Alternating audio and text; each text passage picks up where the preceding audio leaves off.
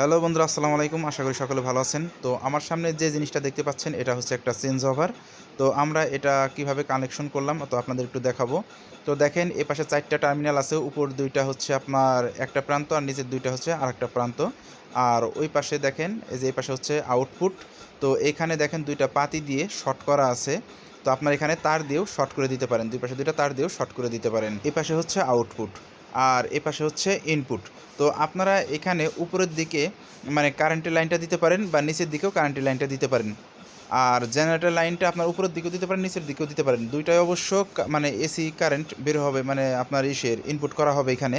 তো যাই হোক বন্ধুরা, দেখেন এখানে আমি একটা করেছি, মানে জেনারেটর থেকে একটা লাইন এনেছি আর একটা হচ্ছে আপনার এই ডাইরেক্ট কারেন্ট থেকে একটা লাইন এনেছি। তো এখানে সিলভার তার ব্যবহার করার কারণে আমি এখানে মানে চেঞ্জ ওভার এখান থেকে যে তারগুলো দিয়ে আউট করেছি সেটা হচ্ছে তামার তার। কারণ আপনার ওই সিলভার তার দিয়ে মানে করলে কানেকশন দিলে একটু সমস্যা হয়। তো বন্ধুরা দেখেন এখানে আমি একটা মানে 2টা লাল তার ব্যবহার করার কারণে একটু কমন করে রেখেছি। তো এই কালো তারটা হচ্ছে আপনার জেনারেটরের, আর লাল যে তারগুলো দেখছেন এটা হচ্ছে আপনার কারেন্টের। মানে যে এখান থেকে কাট আউট থেকে আমি করেছি, তো লাইন টেনেছি। তো যাই হোক বন্ধুরা, আর নিচের দিকে যেটা শর্ট করা দেখেছিলেন সেটা হচ্ছে আপনার আউটপুট। তো ওই আউটপুটটা শর্ট করে দিতে হবে। তো বন্ধুরা আজ এই পর্যন্ত, সবাই ভালো থাকবেন। আসসালামু আলাইকুম।